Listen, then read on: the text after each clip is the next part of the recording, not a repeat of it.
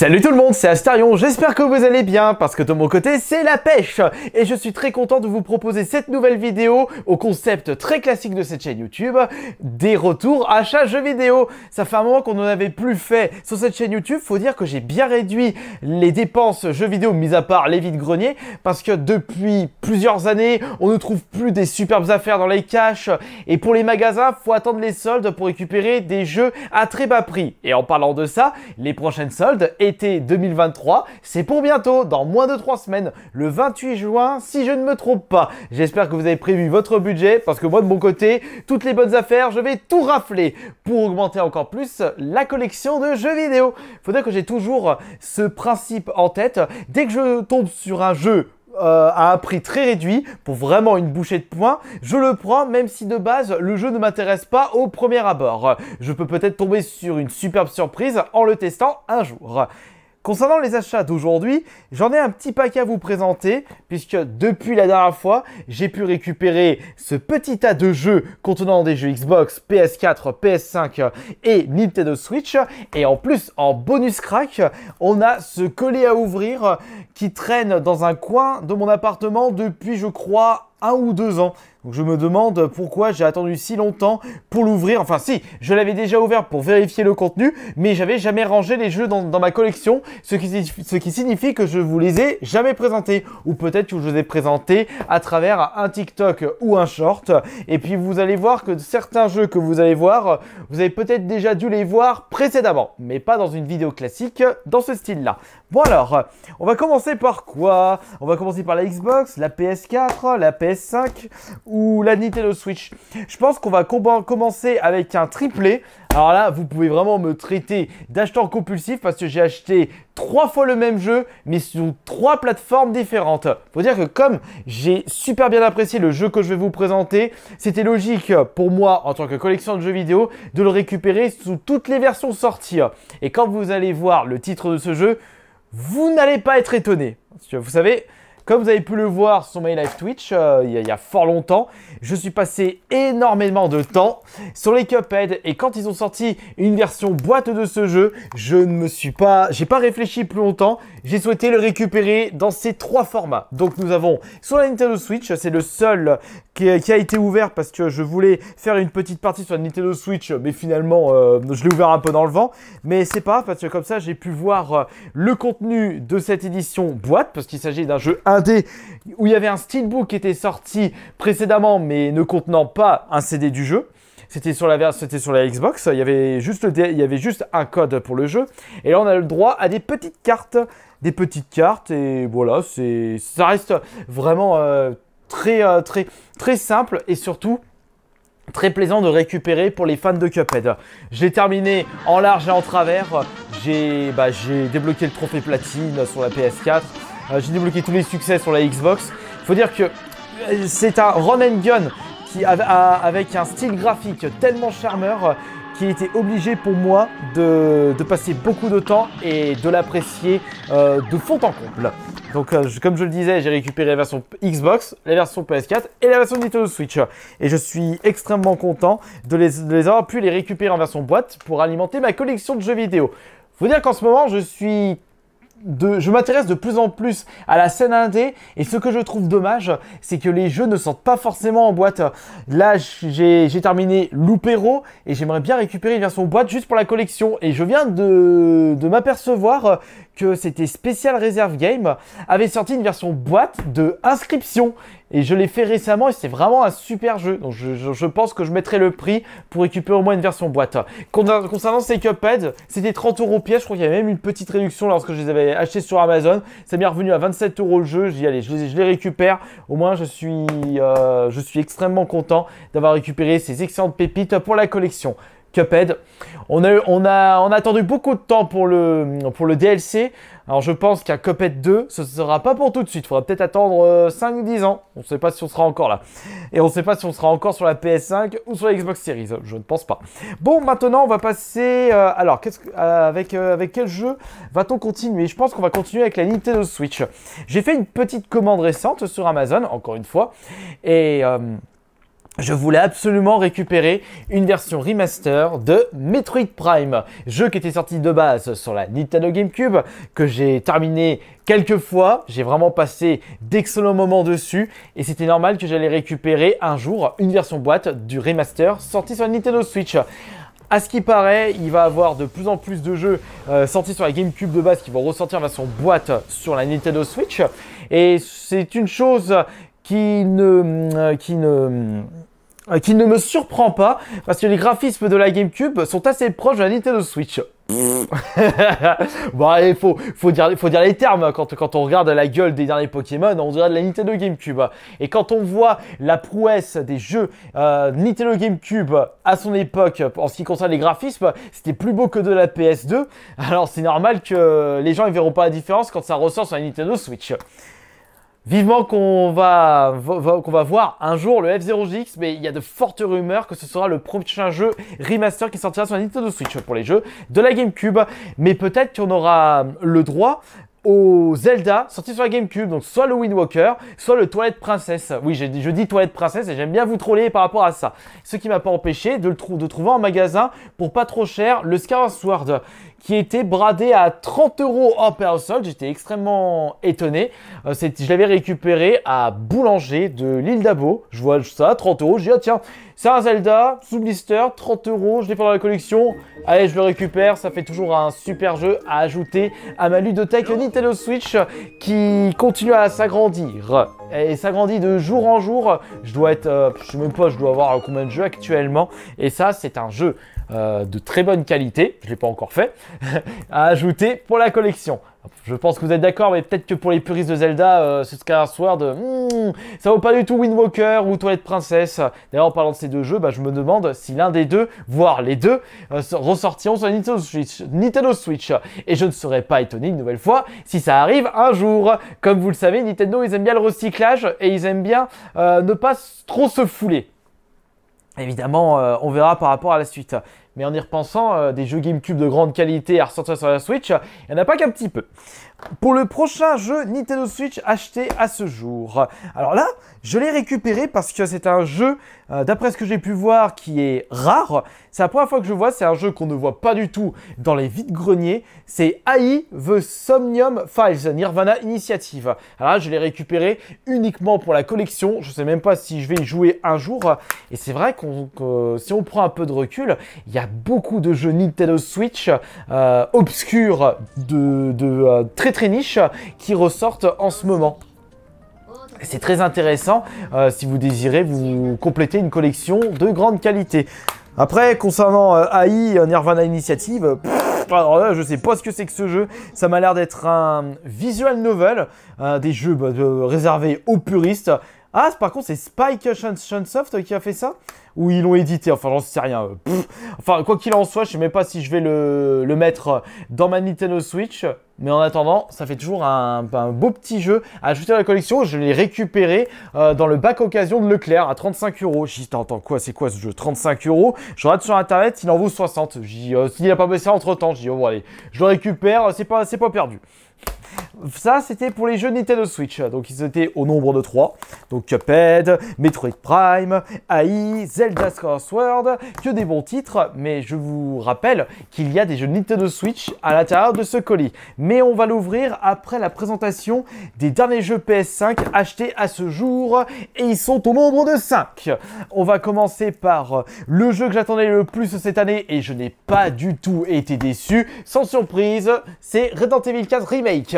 Jeu qui était sorti sur la base sur la GameCube, après il est ressorti sur la PS2, sur PC, et on a eu le droit, donc 18 ans plus tard, au remake, puisque non, il est sorti en 2003 ou en 2005, le Resident Evil, non, 2005, le Resident Evil 4, puisque 2003, c'était le Resident Evil 1 remake, ou 2002. Oh, je sais plus.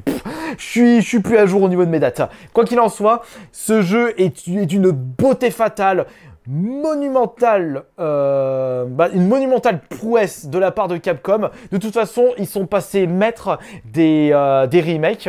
Ils nous ont déjà mis plein la vue avec le Rebirth, le premier remake de Resident Evil 1 sorti sur la GameCube, qui était un jeu sorti sur la PS1.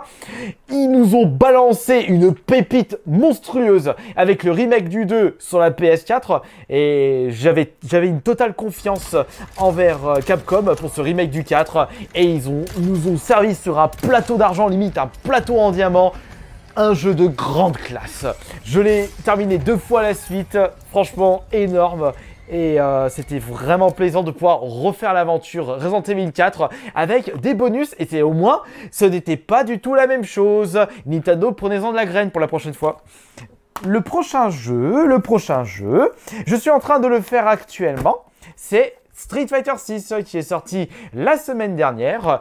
Et il n'y a pas besoin, en plus encore une fois c'est Capcom, il n'y a pas besoin de proposer des choses totalement nouvelles, de faire des prises de risque. Il suffit de prendre la base et de l'améliorer. C'est avec les vieilles marmites qu'on fait les meilleures soupes. Ce Street Fighter 6 n'est pas... ne doit pas être jaloux des précédents opus. Et d'ailleurs, avec l'apparition de ce 6, le 5, je l'ai complètement oublié. Et au moins, Honda, il est direct dans le roster. Parce qu'on n'a pas besoin d'attendre je sais pas combien d'années pour pouvoir jouer avec le sumo célèbre Edmond Honda de la série Street Fighter. C'était vraiment génial de pouvoir le remanipuler. Oui, je suis fan de Honda depuis le Street Fighter 2 sur Super Nintendo. Bah, j'ai grandi avec Honda. Il restera mon personnage de l'univers Street Fighter. Faut dire que je suis quand même quelqu'un de très fidèle quand je choisis des personnages. Quand j'en choisis un, c'est pour la vie. C'est le cas avec Paul pour Tekken. Bah d'ailleurs, j'ai vu le design qu'il aura pour le Tekken 8 et ce sera naturel que je le sélectionnerai quand Tekken 8 va sortir. Par contre, concernant le mode open world, je commence à être lassé, ça commence à me saouler. Le seul intérêt de faire le mode open world, le mode solo, c'est pouvoir customiser son avatar, son propre personnage. J'ai fait une petite roue je veux battre humanisée, elle est toute chou, mais c'est la seule motivation que j'ai pour faire le mode open world. Bon après, ils ont fait une petite prise de risque, Capcom, on va pas leur cracher à la gueule. Mais c'est très lassant. Et pour un jeu beat 'em up où tu tapes sur tout le monde, privilégier un Street of Rage 4, c'est le top du top pour les jeux sortis ces dernières années. Le prochain jeu, je l'ai importé de la Corée parce que la version boîte n'est jamais sortie chez nous. C'est le dernier Sherlock Holmes sur la PS5. Donc c'est le Sherlock Holmes Chapter 1 où on voit un Sherlock et un Watson beaucoup plus jeunes. Mais je ne sais pas si ce jeu passera sur ma PS5 française parce que c'est marqué pour les Coréens seulement. Donc je ne sais pas si ce sera compatible. Mais je voulais absolument une version boîte de ce Sherlock Holmes parce que je suis très fan des jeux Sherlock Holmes et puis même de la franchise Sherlock Holmes. Et c'est vrai que il faudrait que j'y joue, que je m'intéresse à ce nouveau Sherlock. Parce qu'il m'a l'air vraiment d'être excellent, tout comme les autres sorties précédemment.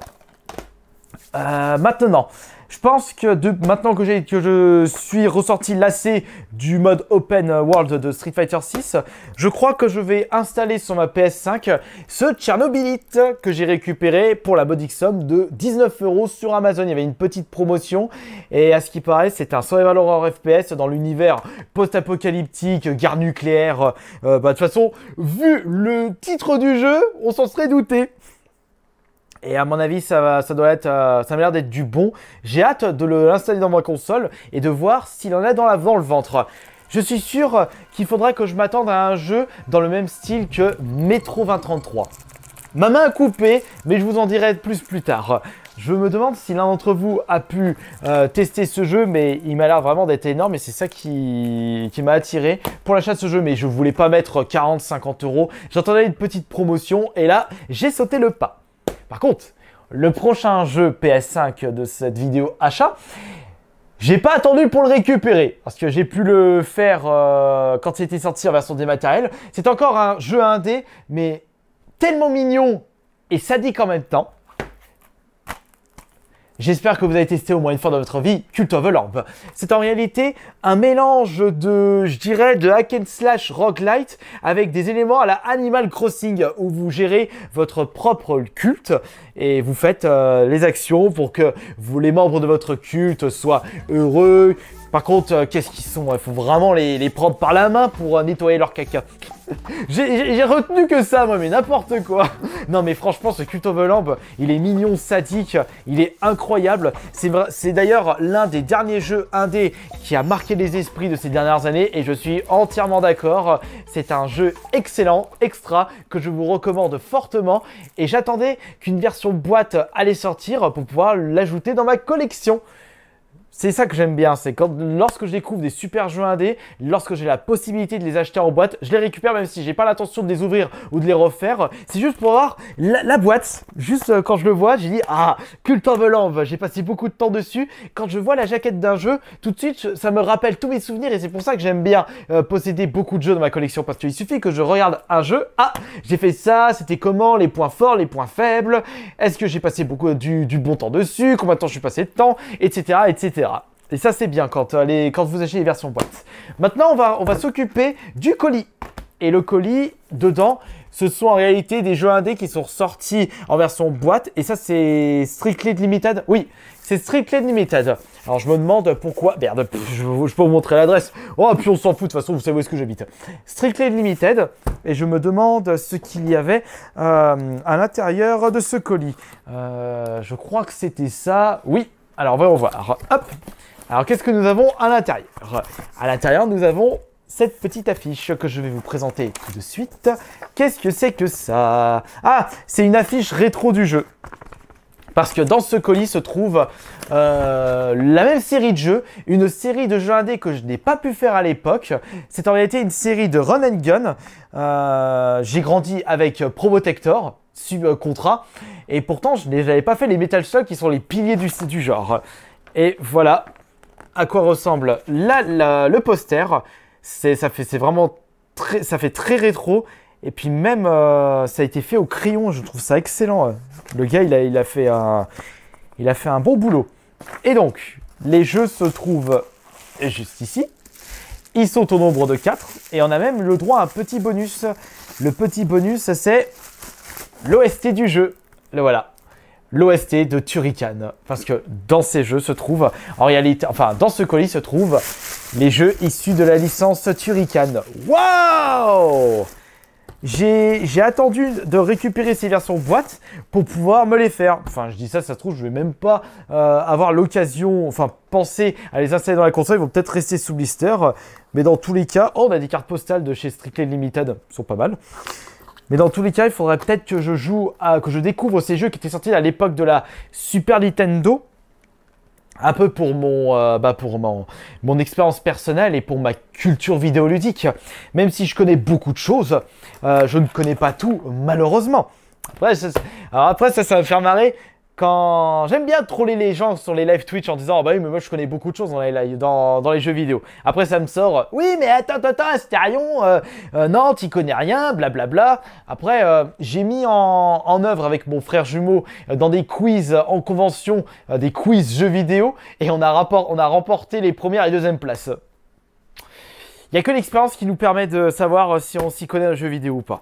Mais c'est vrai que on va me critiquer parce que j'ai jamais fait les Turrican. Bon après, en termes d'expérience, j'ai quand même fait les Probotector comme je vous le disais précédemment. Donc j'ai récupéré, alors ça c'est une commande qui date d'il y a fort longtemps, je crois que c'était même une commande récupérée pendant la crise Covid. Bon pour vous dire, ça remonte à fort longtemps. En réalité, j'ai pris les deux compilations de Turrican sur PS4 et sur Nintendo Switch. Et je me rends compte qu'il y a eu en tout 10 Turrican. Donc à tous les coups, c'est en réalité des versions Mega Drive, Super Nintendo, Arcade ou Game Boy peut-être. Parce que dans cette première compilation de Turrican, volume 1, nous avons, attendez, je vous montre ça ici, comme ça, et moi je regarde là. Nous avons le premier, le deuxième, en dessous on a Turrican, Turrican Director's Cut et Mega Turrican. C'est quoi la différence? J'en sais rien. Et pour le deuxième, c'est Turrican 3. Ah, il y a eu 3 Turrican. Mega Turrican Director's Cut, Super Turrican 2 et Super Turrican Score Attack. T'as l'impression de voir des espèces de variantes que l'on peut retrouver pour Protector dans les consoles, dans les fausses consoles. Enfin, donc du coup, j'espère que... en tout cas, je suis content d'avoir récupéré ces jeux-là. Et puis même, je suis extrêmement content d'avoir récupéré tout ce que j'ai pu vous présenter à travers cette nouvelle vidéo. À vous de me dire du coup ce que vous pensez de tous ces achats. Moi je suis très content comme d'habitude. De toute façon c'est le but. Lorsque vous achetez des choses sur internet, le but c'est d'être satisfait de vos achats. Si vous n'êtes pas satisfait de ce que vous achetez, c'est de l'achat compulsif. Moi de mon côté, tout ce que j'achète, je suis extrêmement content. Je mets ça dans la collection. Et puis le jour où je dois faire de la place, c'est pas grave, c'est pas un problème. Mais il y a de la PS5, de la Switch, je failli dire de la Wii U, de la Xbox, de la PS4. Et je suis, comme je disais, très content d'avoir pu récupérer tout ceci. Bon, j'en ai terminé pour cette nouvelle vidéo. C'était un peu plus long que d'habitude, mais je sais que vous aimez bien un petit peu la longueur. Et comme ça, j'ai pu mettre un maximum de pubs. Oh là là, le saligo. Il a fait exprès de faire une vidéo plus longue, de rallonger la vidéo, de pas faire de cut pour mettre plus de pubs. Bah ouais, plus je mets de pubs et plus j'aurai des sous pour pouvoir m'acheter d'autres jeux de vidéo. C'est un cercle vertueux, surtout pour les personnes qui aiment bien écouter et voir des vidéos un peu plus longues que prévu. Bon allez, je vous laisse. Je vous retrouve un peu plus tard pour la prochaine vidéo. Et c'était Asterion le Bon.